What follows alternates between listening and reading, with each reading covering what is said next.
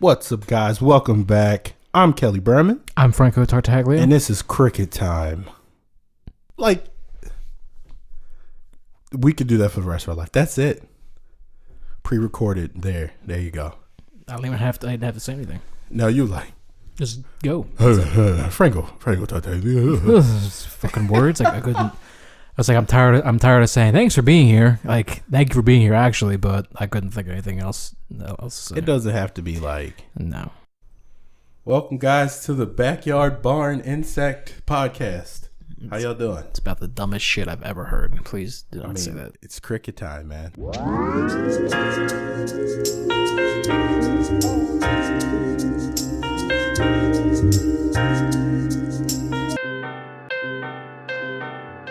It's about the dumbest shit I've ever heard.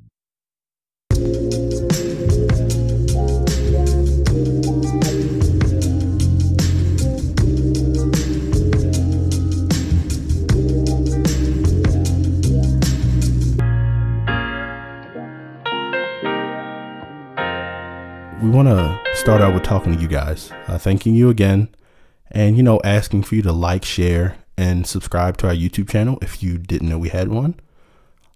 Just search Cricket Time Podcast.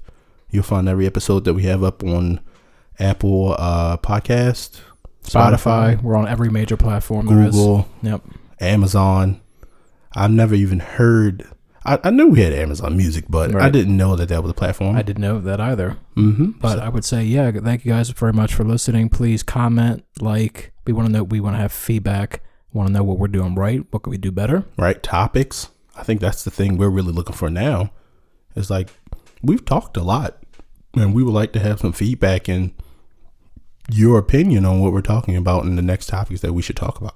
I think the main thing is that we're trying to build a community. This is Cricket Time, and we are two crickets among many. So billions. Among billions of people. So let's hear it, guys. We want to know the feedback and appreciate you guys so much. Right. And to second that, we also have a Discord chat right now. I'll add the link in bio and everything. So anybody who wants to follow us and, hop along with us as we play Among Us and other games, you can just jump on a Discord with us. We have our own chat now. Yeah. So Discord, how would you describe Discord? Discord is like Skype for gamers. Yeah. Right? But you can use it for non-gaming purposes, and we'll be in there chatting and playing some games. So right now we're looking for 8 people total. So we have us 2, so we need 6 more people to join in on a game we're playing called Among Us. And would appreciate you guys letting us know, either texting me or Kelly, commenting in YouTube or wherever, and putting yourself out there and trying to have some fun, trying to build that community, trying to really just know everybody and supporting each other. So thank you guys. Yeah, and I'm sorry for you platform users out there right now. I know Among Us isn't. I don't think it's out there yet for Xbox and PlayStation, but one day it will be, and you guys can join in all of the shenanigans. Right now it's on PC and the phone, so if you can play on your PC or your phone, and we can be going back and forth. Everybody has a phone, I think. Yeah, I think so. Yeah, but that's not. Phone sucks. But, I'm just gonna say it. Well, fuck it. Thank you, guys. All right, so for Among Us, what do you actually think about that game? For me, it's weird. It's weird because.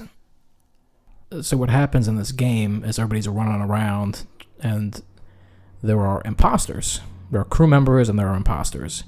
And the other 1 or 2 imposters has to go around killing people and trying to frame each other.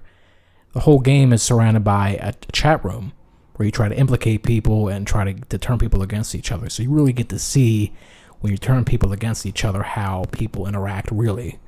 And you can definitely psych some people out, and it's kind of fun when you actually do that, I'm not going to lie. But you get to really see an interesting side of human nature in that chat room. And I think the thing is, we're a wide range of ages playing this game. So, a 10-year-old is the imposter, and he gets caught, and he immediately just leaves because he understands he's got caught. But, us seasoned veterans... we get caught. No, because nobody knows, right? Except for you and the other person. Yep. So it's like I don't want to say that the best liars win, but the most persuasive people, most of the time they win. What's going to be really interesting is when we have an 8-man squad in there. Right. Yeah, it's a little bit different because you know these people and you can't be disrespectful and just blatantly lie. Well, see, that's the thing. I mean, why not? You can, but I think there's a level of like fucking around, just like being disrespectful, but not like meaning it, you know? Yeah. Well, that's the gaming community in itself. You got to have a shell when it comes to that, right? Right. You got to let it slide off and not take it too seriously. But yeah, I think it'd be fun to have 8-person squad just trying to play the game and having fun. I mean, it's not just this game, but many others. And like, what other games would you want to play? That's the thing, right? What was that first-person shooter we played? Oh God, I'm not even gonna say the words. Well, fuck, I don't remember. I know the game, but the whole point is, do you like first-person shooters? Okay, see, there you go. Don't bring that up, right? I play it. I'm not gonna be any good at it, and I think that's the thing. I want to play games, but Among Us, there's no skill cap. No. You just gotta run around and like click on shit. People get lucky. And then there are other people that, of course they can go really deep with the theory on the whole game. Right. But most of it is just luck. Yeah. Because I can say for a fact that I've gotten kicked out as the imposter and I haven't even done anything and it just got lucky. And that is the most infuriating thing. But I think that's also what keeps me playing. Or people just turn on you. They have no evidence of that, and you don't even really say anything. Like, not me, guys, but they still vote you out. I started saying sus. Like, I kid you not. Carla hates it, all right? You gotta stop. No. So I'm just laying on the sofa and she's in the bathroom. And I always tell her, like, let's not yell across the apartment. Let's not do that. Like, if you want to talk, we'll talk. Yeah, right next to each other. But she always bang across the room. So I just said sus, like loud as shit. And she said, what? So sus means that you're a suspect in the game. And does it? Yeah. I mean, that's what I thought it means. No, I mean, that's what it does. Yeah. But like, we use it now as more of like a... Yeah. That's interesting how words change when you use them in colloquial every day. Welcome to Ebonics, bro. Yikes! I had no idea that. I was like, you kept saying, like, what the fuck does sus mean? Sus. It can be whatever, right? Yeah. And for her, when I said sus, it meant, why the hell are we yelling across the room? Like, let's just talk about this shit. So the big thing for me is with this game is like just that community. That's like, we're gonna play this game and. We want to know what games you guys want to play too. That's going to be the most important thing for me. I'm just going to say right now, any horror movie games or horror games, fuck y'all. Nope. Why not? Not happening. Bro. I have a particular hatred for like scary movies. The ones that make you jump and shit. Oh no, fuck that. I'm very sensitive when it comes to sound. Me too. I'm not going to lie. I can watch a horror movie on mute better than anybody else. Right. But that bass of that scream. Yeah. Nope. I can't control it. Especially I'm a guy that smokes weed a lot, and I don't want to deal with the horror. I used to date this chick. I remember when we set up the house we used to live at before this one. We were sitting out back on the deck, and there was a lot of bamboo. And she was like thinking, and like, what if somebody's like in the bamboo trees? And so I'm like thinking, from now on, every time I sit out here by myself and I'm high as shit, I'm gonna be thinking about there's somebody in these bamboo trees. Like, why do that? So breeds paranoia. Yeah, not negative. I don't like that shit. So, but I'm guessing that's probably the next game we're gonna have to play together. We're gonna have to do that. Yeah. Yes. That's the next step. Full 100% volume, speakers blaring, me screaming like a little girl. There are some games out there. I remember watching them on Twitch, right? This is the other thing. So guys, we'll probably be streaming this on Twitch, I imagine. Most likely that'll be the platform. It'll be live. And in that way we can develop community on Twitch too. But yeah, there was a game on there that these like, I don't know, like not robots, but like these kind of not zombie. I don't know. It was like these guys just chasing you around. Do you understand how old you sound right now? I know. Like, I'm listening here like, holy fuck, this man sounds like he's 65 years old. Like, understand? I'm grandpa. Just understand that. Right. I figured that out. I'm grandpa. Like, I'm a lot like my grandfather on my father's side. Like, full stop, 100%. Like, you came here today. I like gave you a bowl of pasta. Like, who does that? Like, just like heats up pasta. Like, you hungry? Yeah, I got you. Oh, I got you. Just got like all kind of food and shit. 100% grandpa. Anyway, guys, please join us. We will be posting on social media that we're forming this group. That way we get some people together. But it's first come, first serve. And then, you know, if we get more than 8, we'll probably do like 2 teams and people can go and switch or whatever. I think that'd be cool. But this is really important to me, especially again for the community aspect. And I'm looking forward to forming this with you guys. So thank you. Okay, so on top of that, are we talking about a conspiracy theory on Twitch? Are we going to do that? Yeah. We're going to deep dive? I mean, I don't really have any conspiracy on Twitch. No, I mean, like, going on Twitch and just doing research on random shit off of Reddit. Oh, yeah. We're definitely going to do that. I think that can kind of be like a, a 2-pronged thing, like we game, right? And that's kind of the point of this podcast, where we do something like, it's like a meme that we thought was like popular culture or something, right? And then after that, we'll like do some research. So yeah, that works for me. Because for me, history, it was like I just found out about history a few years ago. Right. Not the whole actual that the past is real. No, I mean, like, really sitting down doing research on stuff. Yeah. It's important. And I think that if we do that on Twitch, that'll help other people get engaged in it. Right. That's what we really want, is people just to engage in their own research and learning shit about your past or this country's past or whatever. That's important to figure out. American history is fucking nuts. Woo. So let's go through that. And it doesn't have to be like 1800s. No, it could be 1965, right? 1991. It doesn't have a history is history. Yeah. And I was just listening to Biden do a speech today in Gettysburg. Really? Right. And yikes. Of course, they're harkening back to the famous Gettysburg speech, right? The Gettysburg Address. No, they're not. Listen. All right. And this is what I'm thinking the whole time as I'm driving here. Okay, so there was this terrible battle at Gettysburg. Thousands of people died on both sides. It was a tragedy. And good old Abraham Lincoln comes in and tries to capitalize on this tragedy, but he's trying to bring everybody together. And it's this groundbreaking speech, right? We know about it today. But at the same time, Biden just did the same shit. But since we have the internet and there's so much information, it's just going to be lost in history. Like his speech. Yeah. Right? It's just another speech now. Here's my thing, though, and this is the thing. So we can talk about Abe. You said that thousands of people died, and he used that as an opportunity to give a speech, right? And there are like these two sides that I think of. Like, on the one token, did he do it to capitalize on the fact that, like, to solidify his presidency? Like, all these people died, and here I am as Abe, right? Well, I wouldn't say no, but I wouldn't say yes. I think that's my point here. It's like there's that, and there's like the other part. It's like he just really maybe genuinely cares about the country. He was consoling, the right in their families. Right. But how do we know? We don't. People's motivations. We don't, and it's not like we can just Google it. Right.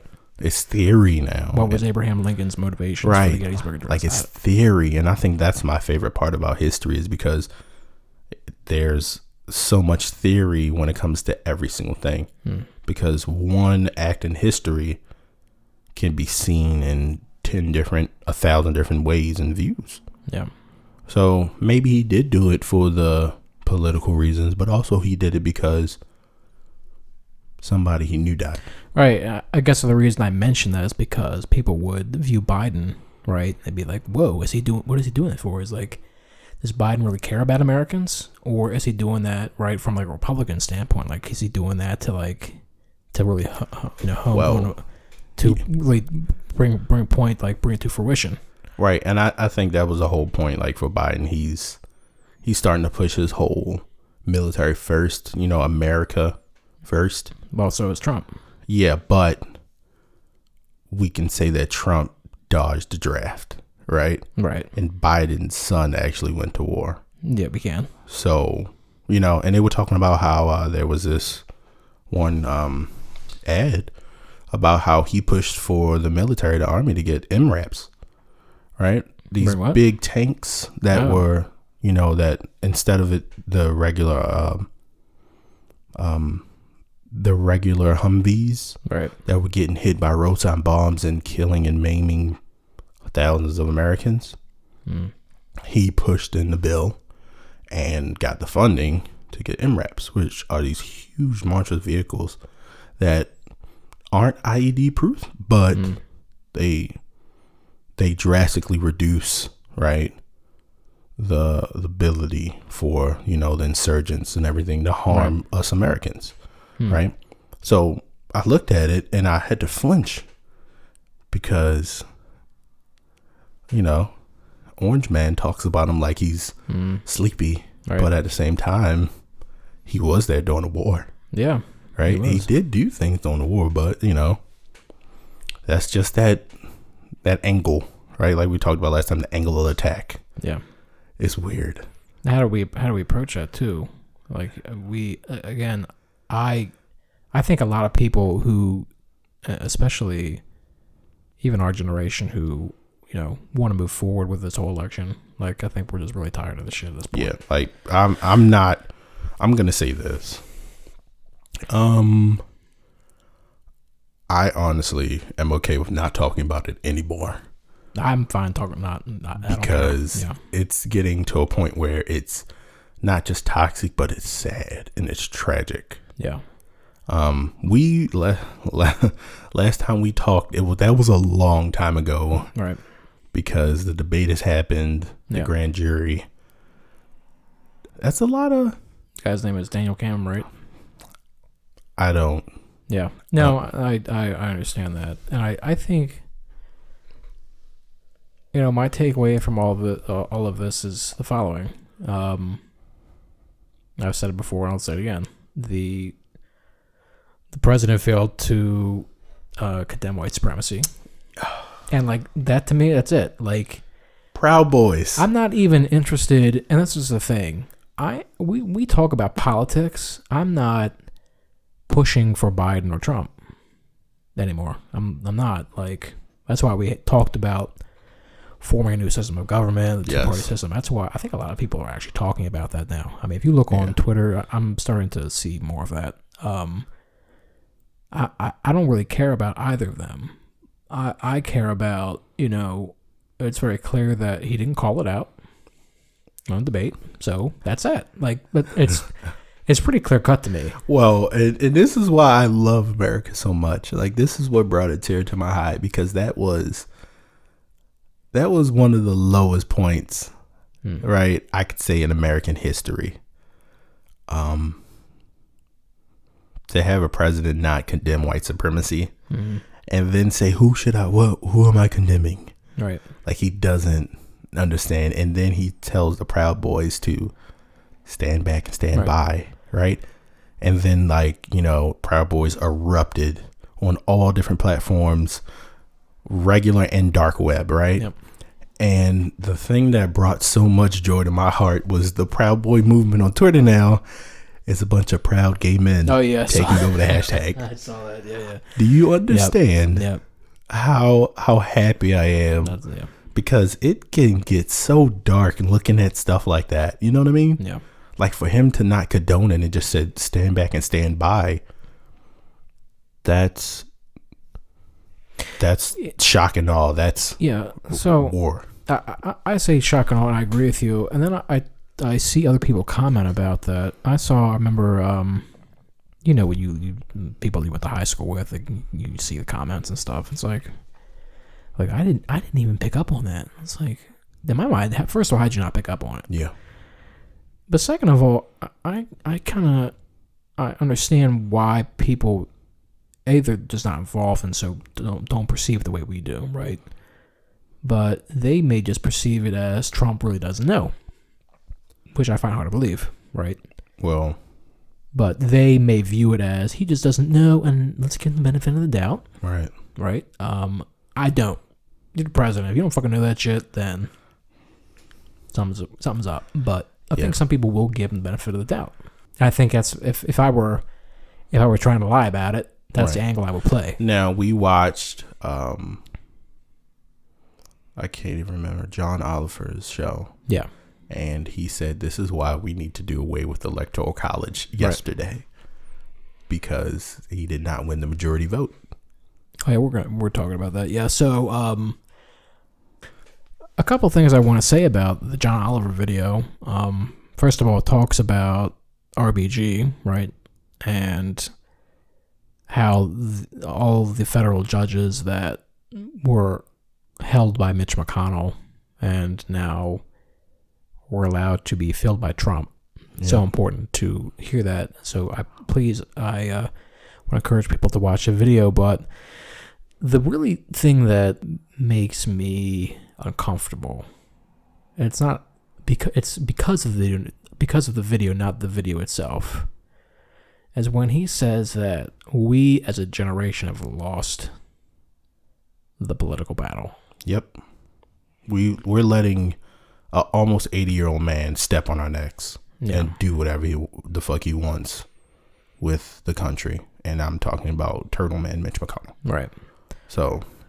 And I wondered to what extent, certainly Mitch McConnell. Nobody's denying that. What part of it is in our kind of, not you and I, but American people, this inability to understand the threat that was 2016. And I think that's the big issue here. And I guess we're going to have to talk about this later. This is hindsight. But yes, Ta-Nehisi Coates wrote a book called 8 Years in Power. I believe that's the name of the title. And he reflects on the 8 years that Obama was in office and what that supposedly meant for us as Americans. But what did it really do? And what did we not actually get done in those 8 years that now has been undone worse than before? I have not read the book, so I don't know. We're gonna have to read it. All right. I'm gonna write that down. Hang on. One of the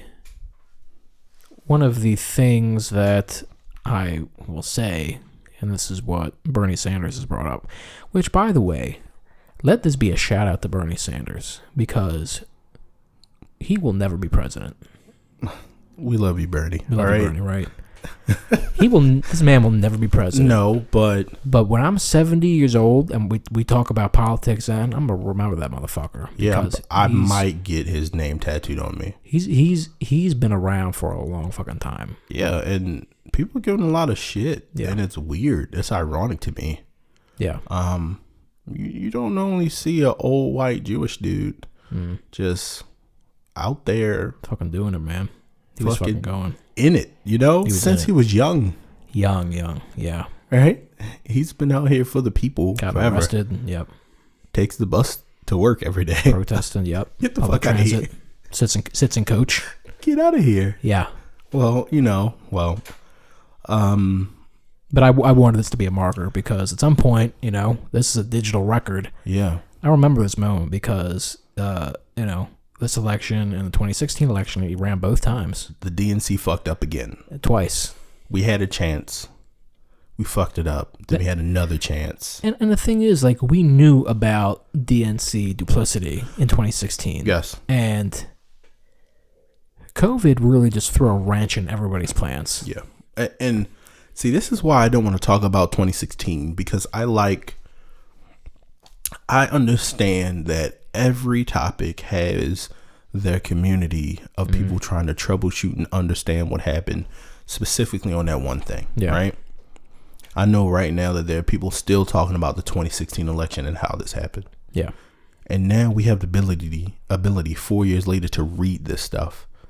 right? Watch documentaries about it and fully understand what happened. Yep. And right now, I feel like there's so much shit going on right now. There will be books on this year. Oh, yeah. For generations to come. Yep.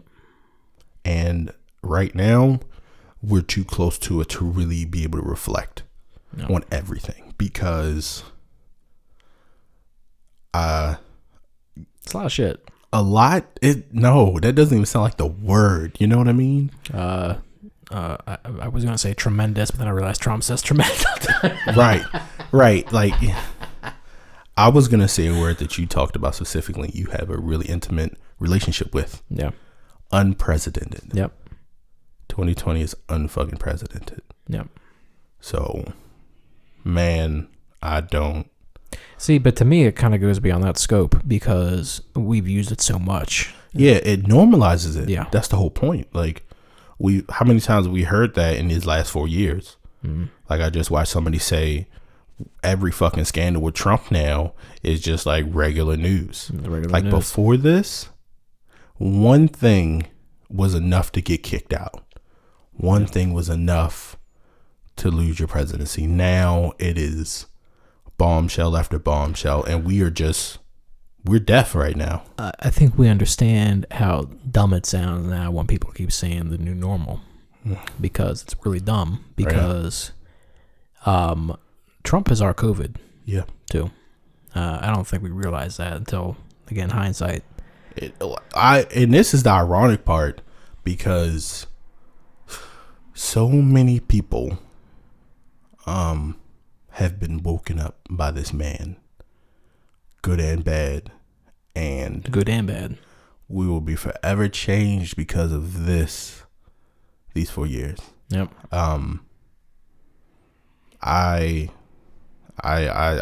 still speechless when I think about it, because for me, I don't even remember the shit that's happened. And I know for the average American, they don't either. It's been a lot of shit. And I guess that's what I mean when I say he was our COVID. Yeah. Because he changed, when we say the new normal, he fundamentally changed our perception of the system as a system. Yeah. But people, or maybe I'm wrong, I don't know, but I think the average American may have difficulty trying to de-entangle what has become untangled, right? And how do we process the untangling of two parties, but also the Electoral College, right? And that brings me back to that. Electoral College ideology comes from, and I'm going to talk about the Greeks. I know the Greeks, we're going to have to talk about that one too, but I'm going to have to read about that one first. Right. So there's been this idea since ancient Greek times in Athens where there was a fear of mob mentality. Now, I've always believed that, having read Plato's Republic, there should always be like these philosophers that kind of guide the everyday person. I believed it for a long time. I don't believe that anymore. Because as it come to find out, the people that were in charge in Athens, people that could vote in Athens, were white males. There you go. That probably own property too. I mean, this goes back a long time. Yeah, and the reason why I said Frank said that I don't appreciate a lot of Greek philosophy and lore and theories, because I've always had this belief that it wasn't for me. There's always this origin story that every African American guy has, that it was stolen. Now, the heartbreaking part is, if it was stolen, okay, what was stolen? If there's no information, then you can't prove anything. Yeah. Right? So, like, especially as records that get burned or lost in history. Alexandria, right? Library of Alexandria. Gone. Okay, well, Timbuktu, people think that's not a place. Gone. So, but yeah, I think I wonder how long in the future how far in the future they're going to be looking back at this year and this presidency. For some time at least. Again, as we get into old age, I'll be thinking about this moment for a long time. Yeah. Because this will be... That's the thing I'm not sure our parents generation quite grasps yet. Maybe they do, I don't know. I don't know what it was like for them to have Nixon elected. I don't know. And then have Nixon fly out in a helicopter and just go away and just vanish. I don't know what it's like to experience that. But that was on national TV. Like everybody was glued to the TV watching Nixon go up in a fucking helicopter. And be impeached practically, right? But anyway, the Electoral College ideology has been around for a long time. And it's misrepresentation. Yeah. And that was the main thing John Oliver was getting at. That the majority of the Electoral College doesn't represent the main population centers in the United States. So it's outweighed more to the rural areas where there's less people. So that's ironically saying, like we talked about when we try to create our own democracy, how can we equally represent everyone? And we know that the Electoral College isn't the correct way. It's not. I understand. And this is the other thing too. In some way, I get the fear behind mob mentality. Like, oh my God, what? All the liberals are going to take our guns, and I don't know. What is that fear of that one person, one vote? Right now, here we go. This is what we talked about earlier. This is where you enter your statement and you talk about who is actually shaking this up. All right, guys. So I found this meme. Is it a meme? No, it's just this is a photo with text. Photo. Yes. And we'll post this too. Yep. We got a lot of shit to post. But we got social media, so we're going to use it right. And it was kind of thought-provoking. It's nothing too crazy complicated, but just something to think about here. If you go to the Southwest desert and catch 100 red fire ants as well as 100 large black ants and put them in a jar, at first, nothing will happen. However, if you violently shake the jar and dump them back on the ground, and the ants will fight each other until they eventually kill each other. The thing is, the red ants think the black ants are the enemy and vice versa, when in reality, the real enemy is the person who shook the jar. This is exactly what's happening in society today. Liberal versus conservative, black versus white, pro-mask versus anti-mask. The real question we need to be asking ourselves is, who's shaking the jar and why? By Alex Morton. And who did I say? Kanye West. And when you said that, I was like, what the fuck is he talking about? And then I'm like, what the fuck is he talking about? Because I listened to I Wonder by Kanye West on his 2005 album. I can't remember what the album is, but the song is called I Wonder.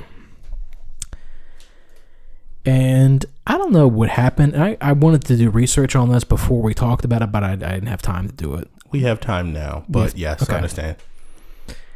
I really want to know what, because he was on to something in that song. This is 2005. This is early Kanye, right? Artists have their, let's say, seasons of... This was his Renaissance era. His Renaissance era, right?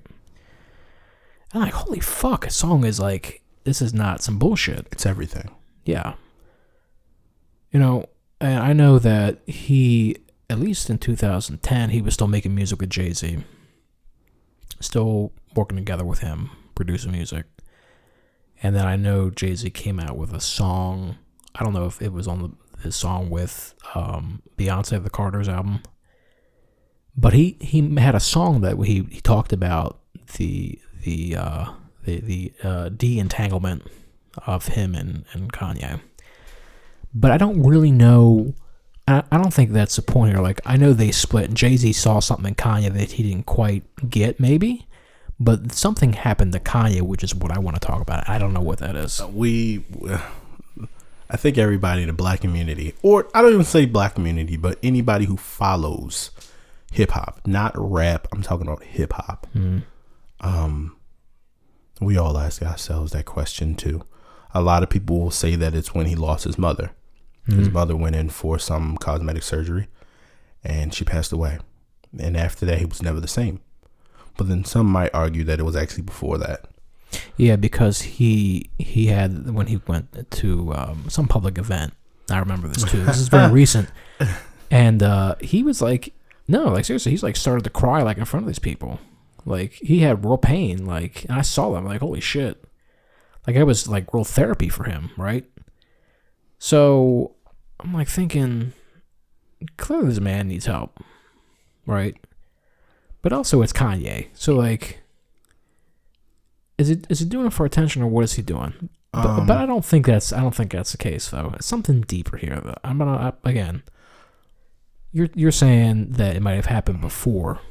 Now I don't know when his mother died, but in my opinion, one of his best albums is My Dark Twisted Fantasy. With 2010. 2010. Right. Right. Then 2013, Yeezus. And I think that's the kind of the pivot here. Right. Now, I've said this to a lot of my friends and they just tell me shut the fuck up. But I seriously like think about it like this. What if Kanye West is Jesus Christ? Could be. No, seriously, like I want people to understand. What if Kanye West is actually Jesus? And he's telling us he's Jesus, but nobody fucking believe him. Jesus in what way? Like, no, mother, you heard me. Jesus fucking Christ. Like actually? Like has returned from heaven. All right, now I think you're full of shit. Okay, well, see, this is the thing. But what, No. Hear me out. Yeah, You heard that album. You heard that song. Yes. You heard the complexity. Yeah, that's there.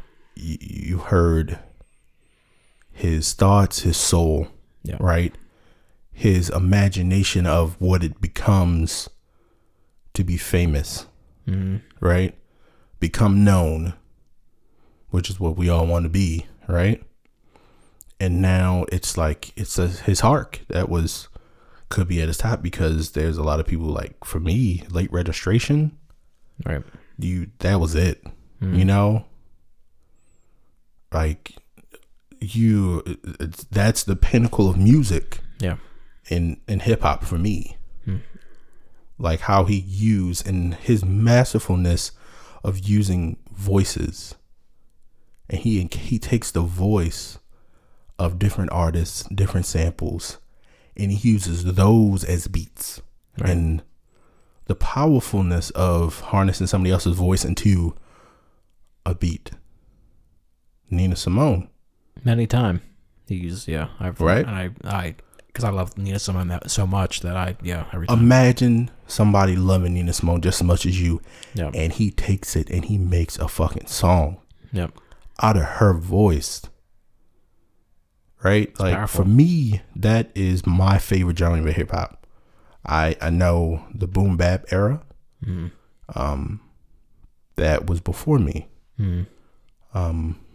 80s, early 90s. But for me, his sampling and the way he did it was so revolutionary that people don't really understand that. And for me, Kanye West could be the Jesus Christ of hip hop. Now, do you think it? Let me understand this. Either you, I think he's certainly a musical genius. In what way does he think he is? All right, see, Jesus Christ. Now this is the trippy part. This is where I need you to buckle up. Okay. Everybody buckle up. All Even right. if you're already buckled up in your car, do it again. Let me get my Goddammit. seatbelt. Hang on. Because think of it like this. You put your life on every track. Well, that's how it should be when it comes to perfection. We'll talk about perfection later. But for now, when we talk about, for me, the pinnacle of hip hop and his sound, infectious, right? The way that he can join classical, blues, hip hop, street, grunge, house, and he can meld all of these sounds, create something ridiculous. That is him joining all of the different communities, musical communities, into one, right? And that's what hip hop is. And I think that's what, for a long time, and that's what happened when Hamilton came out on Broadway. Everybody saw Everybody freaked the fuck the out. amazingness of how hip hop can be so complex because it grabs from every genre, right? And then it takes spoken word to an entirely new level. That's all he did. So imagine you put your life on tracks for years and you are slowly losing your mind the entire time, but everybody tells you that you are an amazing artist, but all you are doing is fucking asking for help. And now this man is out here on stage crying about how he almost aborted his child. Wow. And what would happen if that happened to him? Holy shit. He crucifixion right there. He died right there in front of everybody. Have you ever seen somebody like that put themselves out there in such a way that they were so vulnerable? Yeah. There's certain respect. There's a deep respect for that, right? There's deep respect, but also, you know, he, again, as you say, he's been doing this as long as he's been doing it and putting himself out there, and he's constantly progressing and the genius, and we feed that, right? We feed that need for him to keep putting music out, and it is masterful. And it's almost like we have, in a way, overfed him. I don't know if that makes any sense. Well, when you asked the question, who's shaking the jar? Yeah. Right? And I say Kanye West, but I'm saying he's an extreme example. Yeah. Of what happens when society, social media, Hollywood. Are we shaking the jar? We shake our own jar. Fuck. Think about that. Social media. We shake our own jar. Imagine if everybody on social media just stopped for a week. Not a day, a fucking week. Everybody put their phones down for an entire week. What the world would look like. I think we get that feeling, you know, we go camping, right? Was one example. And I recently went for camping. I'm about to go in a couple weeks. And taking that break. You're not going to have any cellular reception, no Wi-Fi. You know, and it's crazy because I just read, there was a post that went around Facebook that I saw and I really appreciated it. I shared it. And it was sayings that every father should teach their son. I saw that, yeah.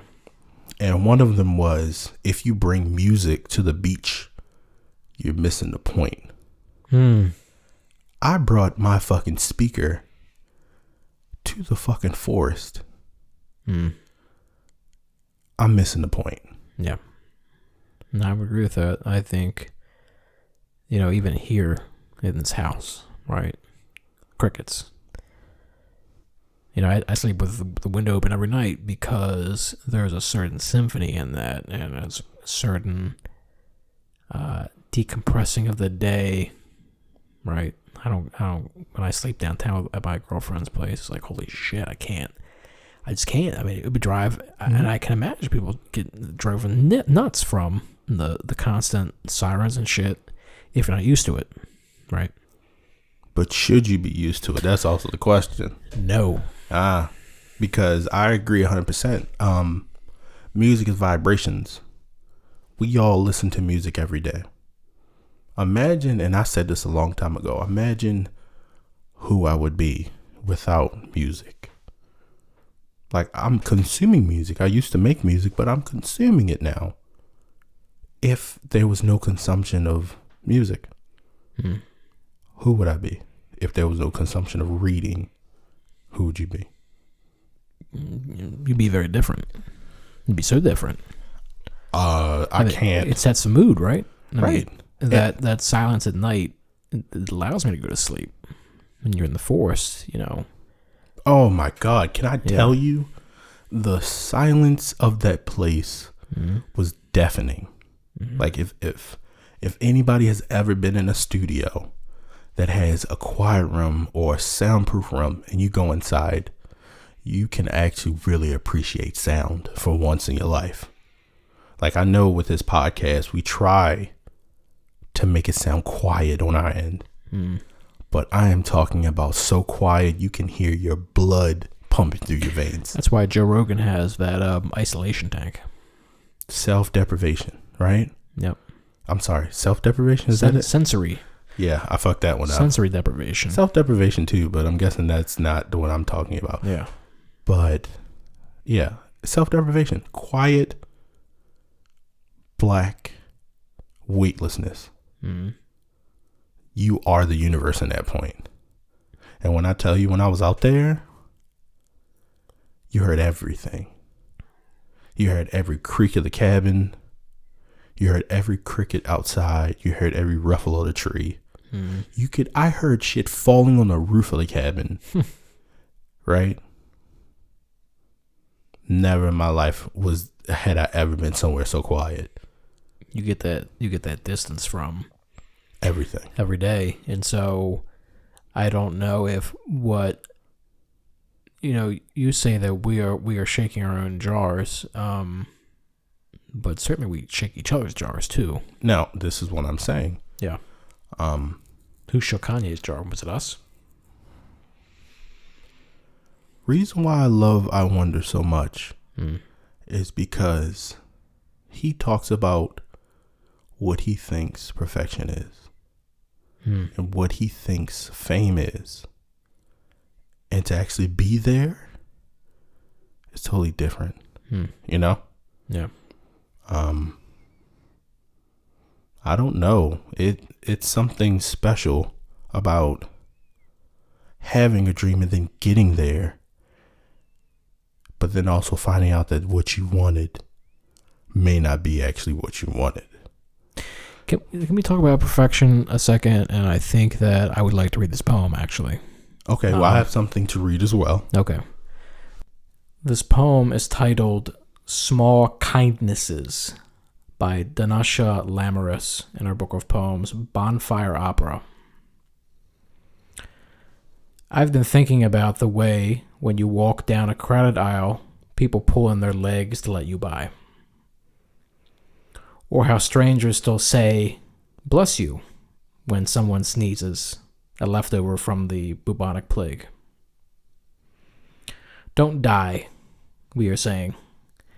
And sometimes, when you spill lemons from your grocery bag, someone else will help you pick them up.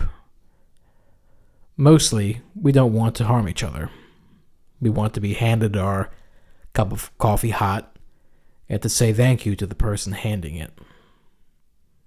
To smile at them, and for them to smile back. For the waitress to call us honey when she sets down the bowl of clam chowder. And for the driver in the red pickup truck to let us pass. We have so little of each other now. So far from tribe and fire. Only these brief moments of exchange.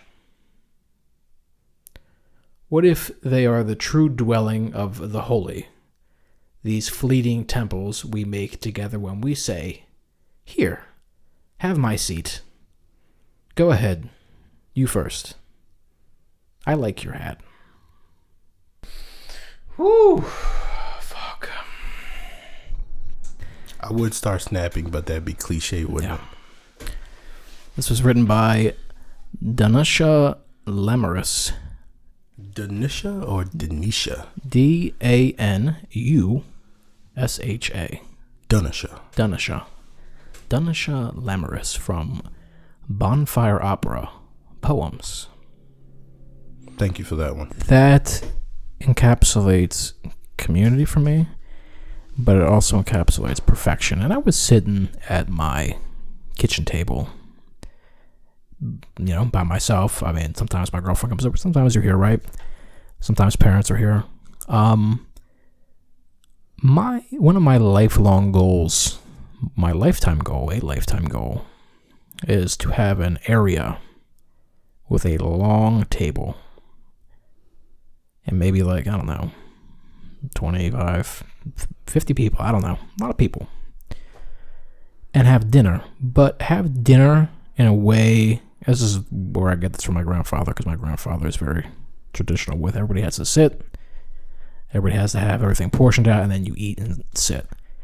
There's something religious about that and something I desire to have, but that to me, the ritual of eating together is something that A, is lost, but 2, is my idea of perfection. So, reading that poem brought that idea to me to want to do that. So, everybody gets their vaccines next year.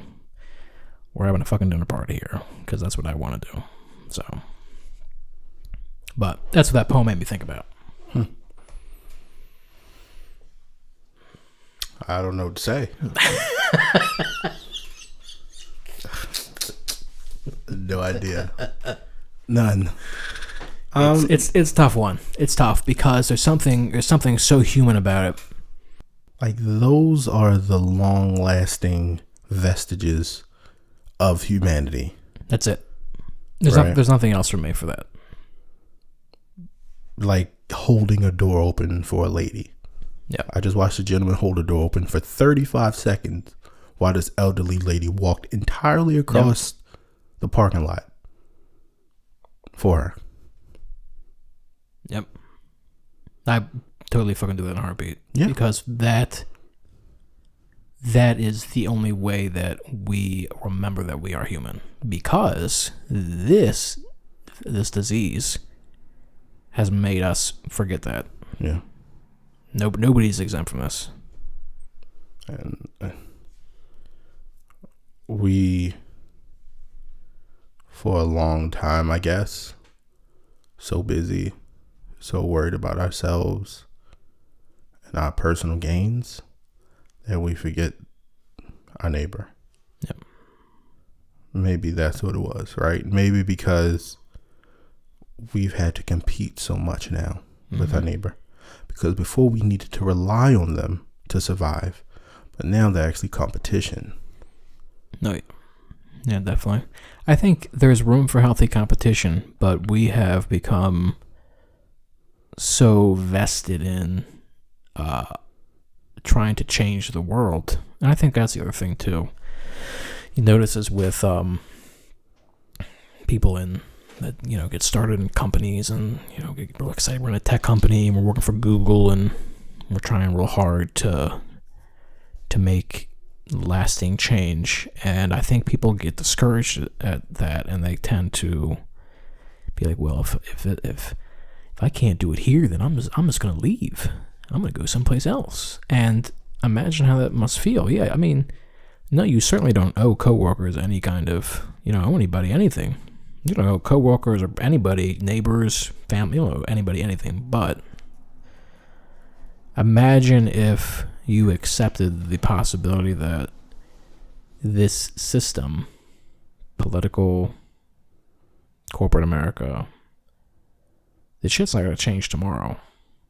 That we need to invest in it today by taking these small steps. And in similar vein, in my my own racist journey, I've come into grips with that. That's a lifetime thing for me, and I talked about this with my therapist. Like, shit's not gonna change tomorrow. We're not gonna end racism next week, right? And nor is that kind of really the point. I don't think we're contributing to the end of something at some point. We're contributing, hopefully, by being kind to people. The continuation of humanness and humanity. So that's my perfection, is that we just every little day give a little bit every day. And that's your cricket time for the day. That's my cricket time.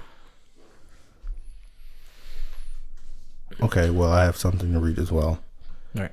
And after I read it, I will talk to you about what you said. All right, so this is a post. It says Hannah Rose. It's from 2019, so it's been around the block a little bit, but it just made its way to my Facebook page. And it says, one of the hardest things to learn as a depressed, former gifted kid is that half-ass is better than nothing. taking the 50%, 40%, even 20% job. Scrubbing your face is better than not taking a shower at all. Picking up your clothes is better than never cleaning. Nibbling on your bread is better than starving. Do things halfway.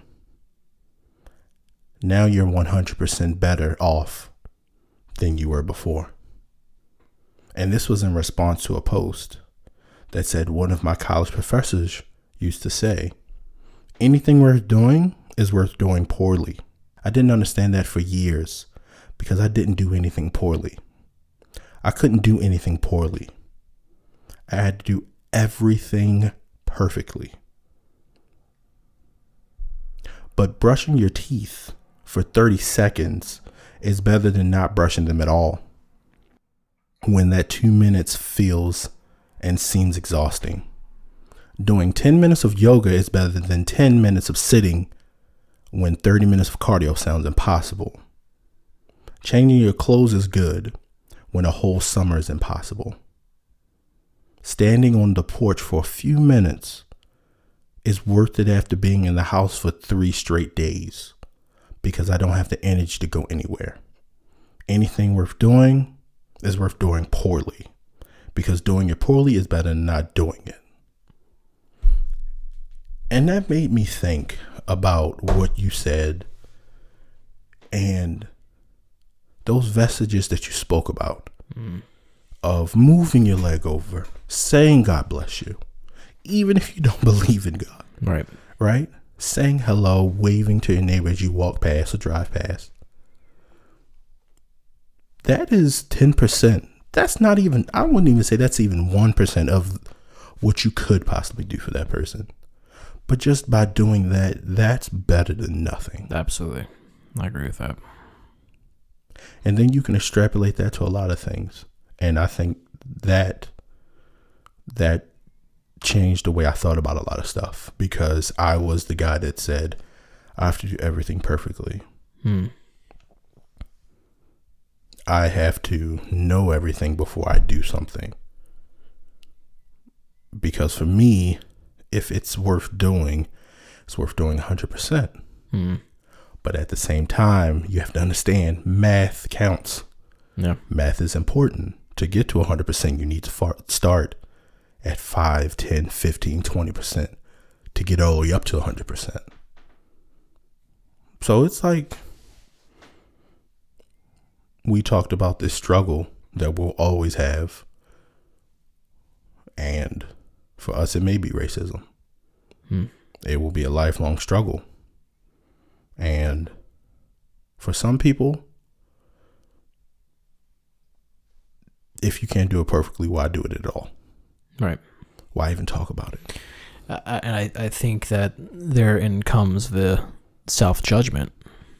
I think a lot of our generation certainly has this self-judgment, and I can speculate where that comes from. Like, we can speculate, the trophy system of, let's talk about sports and getting trophies and stuff like that, and getting a 4.0 GPA and A's and getting rewarded on your report card when you did well. I mean, there are a lot of mechanisms that we grew up with and experienced at the hand of our parents' generation.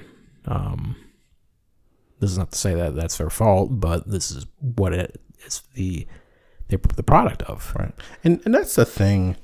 You keep saying that, and I keep hearing you not try to blame your parents.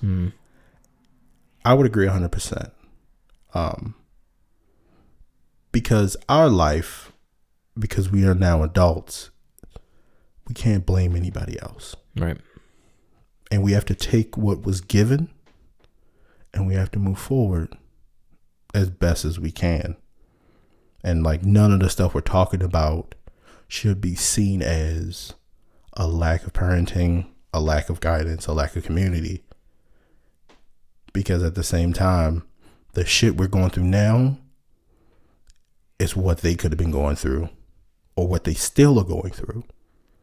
So, and I think that's the history part of it. So Yeah, from them, it's like they went through different stuff.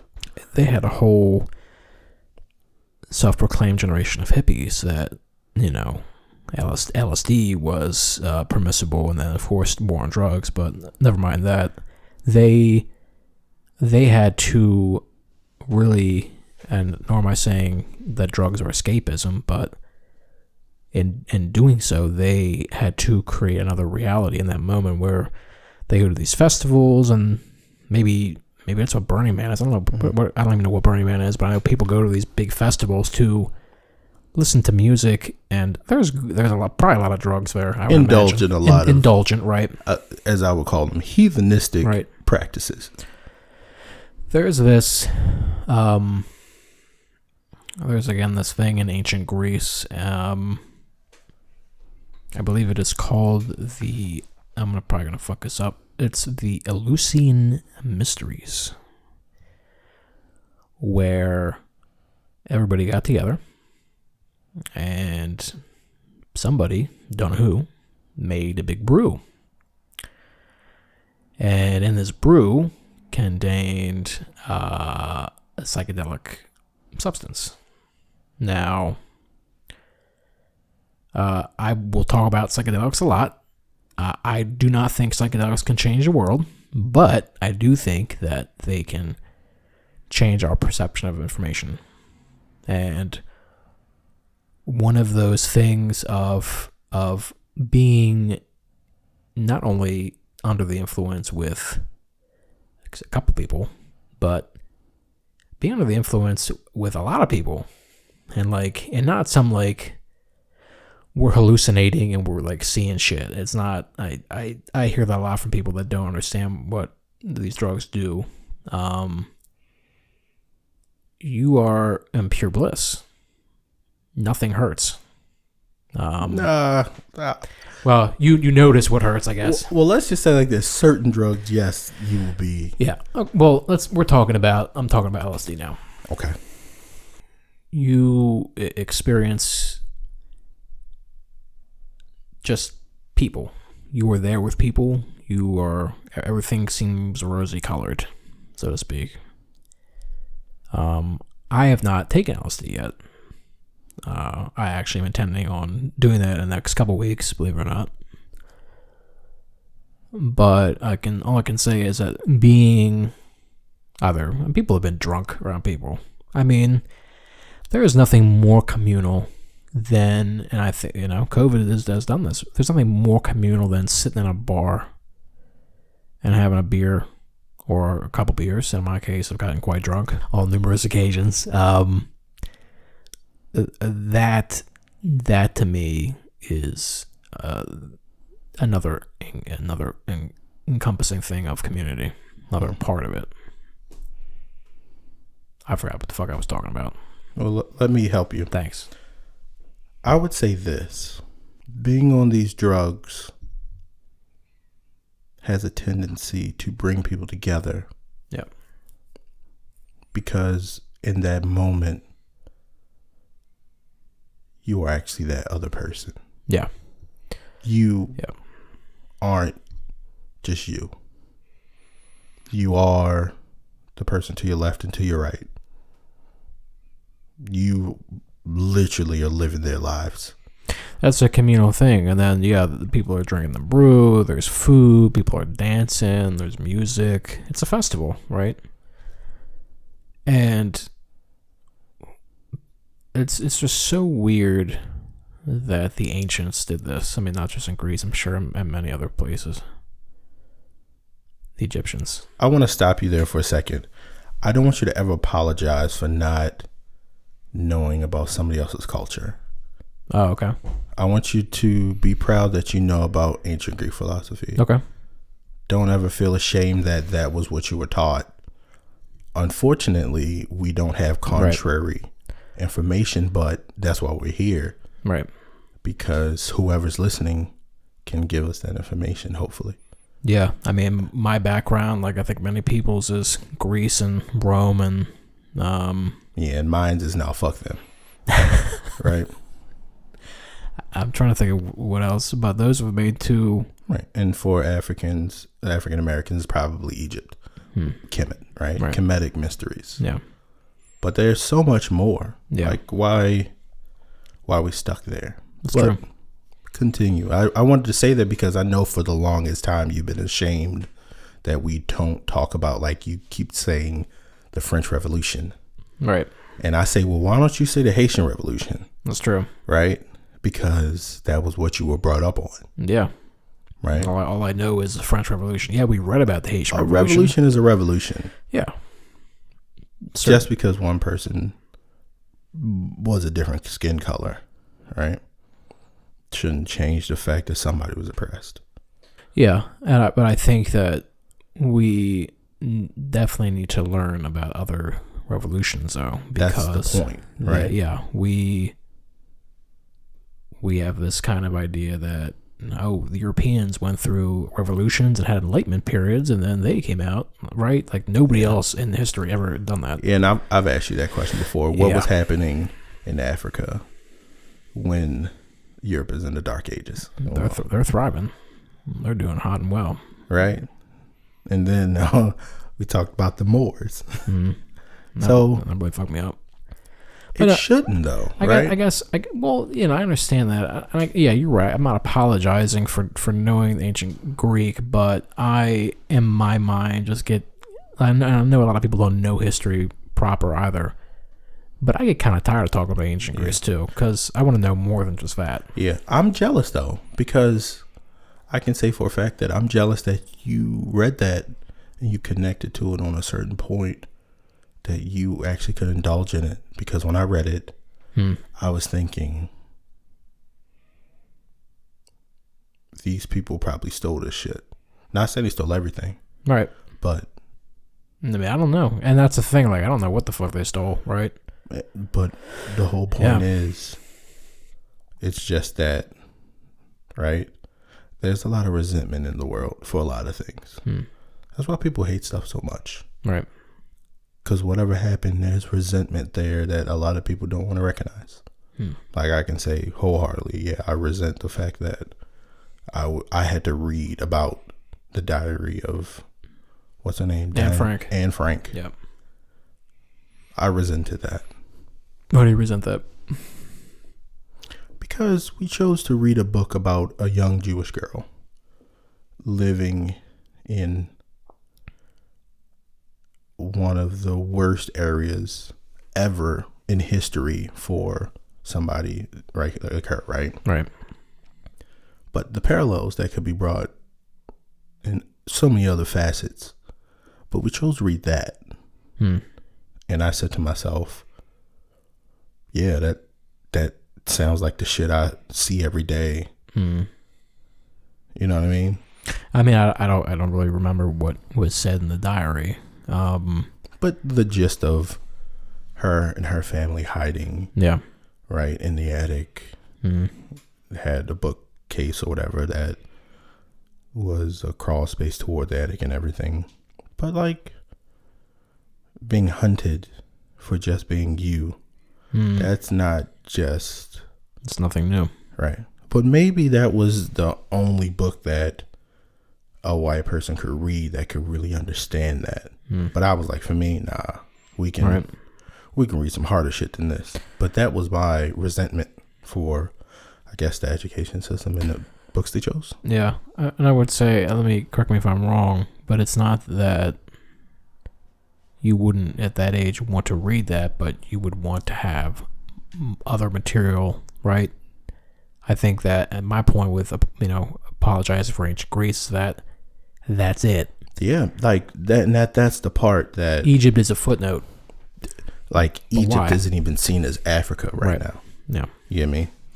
Egypt is Egypt, right? And Athens is part of a greater Grecan continent, right? No, Egypt is this weird little speck that's on a continent, but it's not necessarily there because it's separated by the desert, right? But that doesn't change that, right? And how Egypt is okay, cool. We'll give you all that, but anything sub-Saharan, nah, bunch of apes. That sense of childhood was what was like. Yeah. Right. So yeah, I think that's what this is for. Yeah. Undoing a lot of resentment we have, and not trying to be perfect about it. Yeah. So back to the self-judgment and how I have certainly done that. I did something for past jobs where I've tried to make improvements and shit. Bosses don't care. Your boss don't give a fuck. So what do? You quit and leave, which I've done. I wrote something down about that. Okay. Why do millennials want to change the world? Why do we feel like we are meant to change the world? Like, this sound like, what is the TV show Heroes? Have you ever heard of it? I feel like I have, yeah. Yeah, it was like... That's a long time ago, I feel like. Right, but that was the whole premise, like, these humans, right? These non-humans, these whatever they are, they're going to save the world. Right. I feel like every millennial feels like that, myself included, when it comes to the workforce. Right? When you go to the workplace... Yeah, we have different perspective on a lot of things, so it's going to feel alien. But I have learned that there's a reason why a lot of stuff is done a certain way. Because there was some genius that came before us who said, let's not do that. Right. And guess what happened? Probably something bad. Right. So maybe it's done this way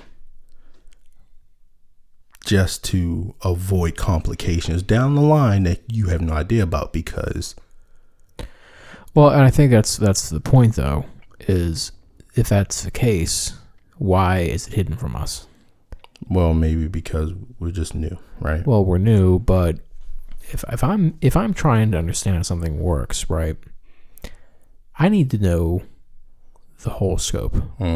Because if you give me a piece of information and I am a new employee and I'm trying to develop something, I'm like an archaeologist. I'm trying to uncover, how could this process be better? And if I get to a point where I'm at a roadblock and I ask you why this has been done this way for as long as it has been, and you tell me, well, we just can't get everybody to agree. Well, why? Why can't we all agree? So, that somebody in the past, maybe 20, 30 years ago, this company's been around for however many number of years, right? You should know what that is and tell me, because I'm not going to judge a company or institution. I just want to know so that I can make informed decisions and not get frustrated and quit when the shit don't make sense. And then you're labeled as that job hopper or whatever right. The fuck it is, yeah. Because you don't align with the goals, with the culture of that company, right? I can say it like this. There could be a lot of reasons why we aren't given the entire laundry list of reasons. I could say, for one, is that we live in a world now where seniority is everything. And since we are the new kids on the block, that's got to go. See, let me tell you this. That's got to go. Let me tell you this. We have changed. There's a changing of the guards because the majority of Americans only have a high school education.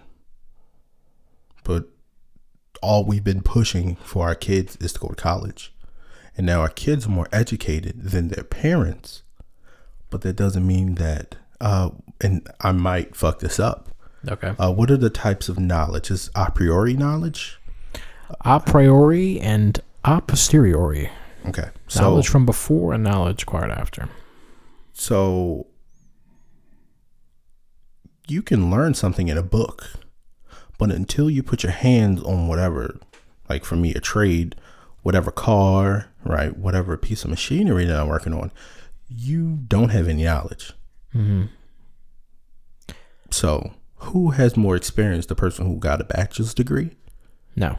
Or the person who's been working, person that's been doing it in that same field for 5-10 years? That's fine, and I agree with that.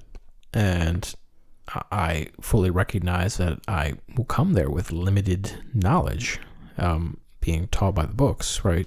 But, and this is the big but, you need to fucking tell me what you learned. we're on the same goddamn team, bro. Yes, we're on the same team. Yeah. Well, no, that's not how they see us. And I can say that for a fact. I know that's not how it's seen. Then we got a fucking problem. Well, that's the point. That's where it is now. We are labeled as we want to change the culture. Yes, because we understand that, yes. Culture sometimes sucks. Yeah. Just, it does. Yes, you probably came from a very strict household that had maybe military men or women in the household, because we did just come off of a war. Mm-hmm. So it was very structured in that point, and you listened to your superiors and there was no questions asked. But now, fuck that. That doesn't fly anymore. We're asking some fucking questions. Right. Like, I'm sorry. I'm going to be 30 years younger than you, and I'm still going to ask you a question. Right. And you should answer me like we're equals. Even though, right. You know, your balls have dropped 10 years before I was even thought about. 10 years of ball droppage. Right. So, no, I understand that. That's that, how do you say, not slight disrespect, but that is the hoarder of knowledge. Yeah. And then on top of it, yes, we understand that we don't know a lot, but we are willing to. And when our willingness is met with rejection, we don't do well with rejection. See, I don't agree with that. I agree that maybe people like you and I are willing to be listeners to what they have to learn, because I really want to know. I really do. I'm not, and I think that's the disconnect here, is that a lot of our generation, my perception is that we talk a big game and like, oh yeah, I'm gonna listen to you, and then you don't. Yeah. And what is that? So that's something our generation has to work on, is we talk a big game and are full of shit. Yeah. Well, would you say, and smug too? Would you say that we're more or less connected with our ancestors than our parents and their parents, if that makes sense? Less. Right. So we have less respect for anything. Right. Pretty much. Less respect, but this is where I see it going bad. When I was in Seattle and Portland, and maybe this ties into some political ideology, I don't know. There is a smugness about West Coasters that I have never fully gotten over. You told me about this one. What did you call it? I don't even know. You said it was like the Portland freeze or something. Seattle freeze. Seattle freeze. There you go. I think it's called that, but it could totally be off. But it's something freeze. Something when people transition from any part of the United States to the West Coast, and they experience this distance from people. They experience passive aggressiveness. They experience, I guess, diminished feelings, and really a difficulty to connect with or being able to immerse yourself in a community. You're new, and of course, people take advantage of the fact that you're new. And so this is no different than we are young and going into, say, a corporate world and dealing with older people and that generation, or family, or whatever the situation is. But now we have this kind of tables are flipped situation where it's not that we're fighting a generation, we're fighting ourselves and trying to fight attitudes. So my concern is over that attitude, because that is not one. If we're talking about we're Californians and we're the fourth largest economy in the world, and we don't need the United States, and we can secede from the Union, you know, you can do that, but why would you do that? What point are you trying to prove? Yeah, you support a large part of the economy in the United States, but what is this distance from trying to be a unified community? community, whether as citizens or otherwise. That's my cricket time.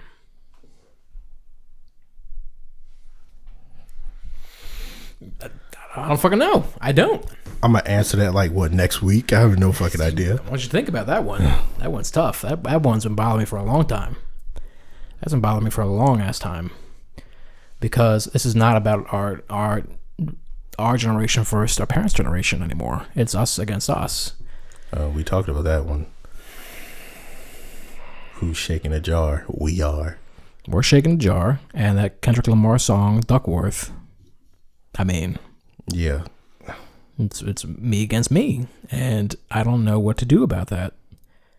I don't, and maybe that's the point. Also, maybe there's nothing to do about it. Maybe I'm just supposed to go on and live and have things that I really believe in, and I'm gonna die, and that's the most I can fucking do. I'm not gonna change my whole generation's psyche. I can support denouncing white supremacy and supporting Black lives, and do my spirituality and my cooking and poetry and call it a fucking day. And then 5,000 years later, somebody's like, yo, this Franco fucking Tartaglia dude is a fucking genius. Right? God, please don't. But then in that case, you wouldn't be dead because your name would still be said. Yeah. But, and this is what I really want you to think about for a second.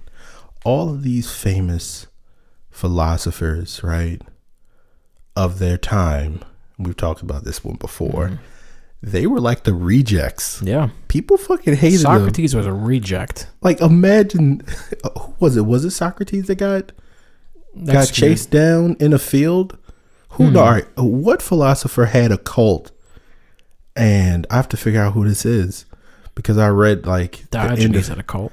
The end of his life, he had started a cult. He had a harem full of women, and something happened, and he ran away, and they found him in a field, and they beheaded him. And I'm thinking, damn, holy shit. I'm thinking, damn, like, that's how you supposed to go out, right? Or like we read, there's there's hundreds of philosophers that were either rejected from the community, was in exile for years, and the exile was their epiphany. Being so far away in those times compared to now is something we probably will never understand. But yeah, why are the people in the rejects on the fringes the ones that have their names still being said till today? You get me? Because even if they were full of shit 99% of the time, they said one thing that was true. Right. And that fucked everybody up. One thing that they said, yeah, that people were like, what? What the fuck did he say? Yeah. This man's fucking nuts. He's nuts, right? Yeah, like I told you about, I gotta find the story. Write this one down too. The crazy man that started eating tomatoes. What? Yeah, because everybody thought that tomatoes were poisonous, and he just started eating all of them, and he was like, I'm invincible.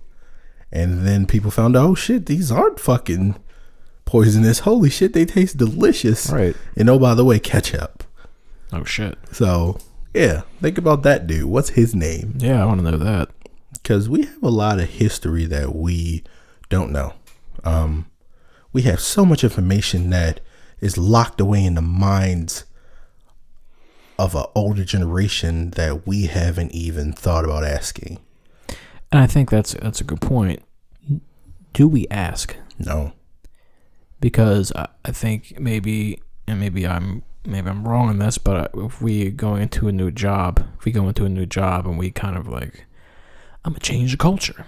I'm here to change the way this fucking company runs, right?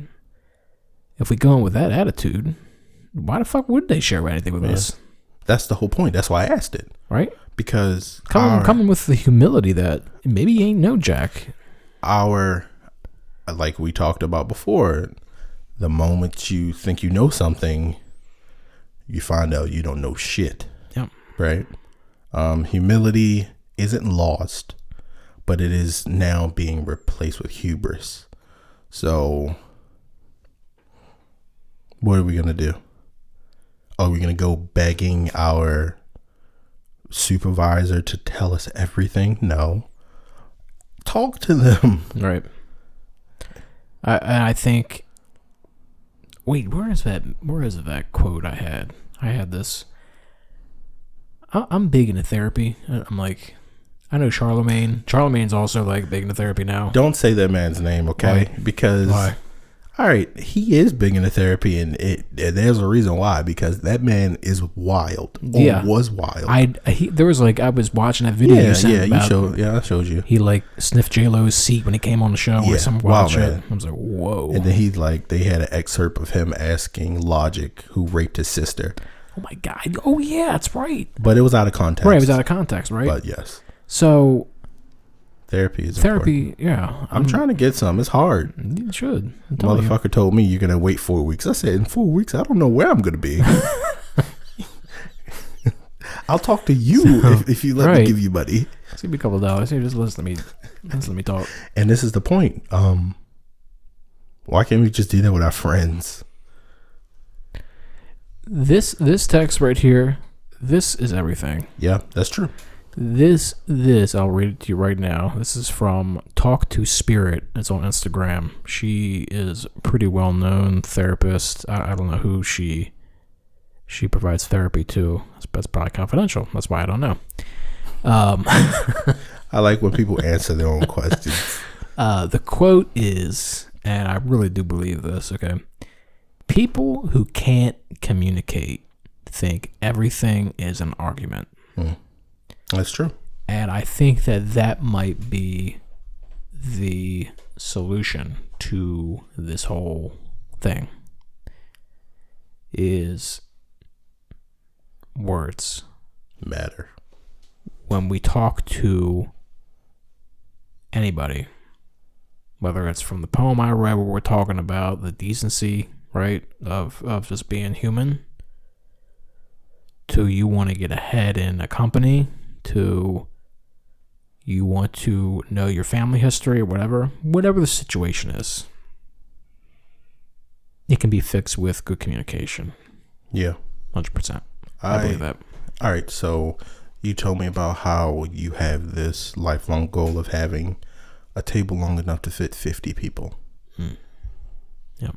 And how you revere community in that way, and how spiritual a connection you all can have just by eating.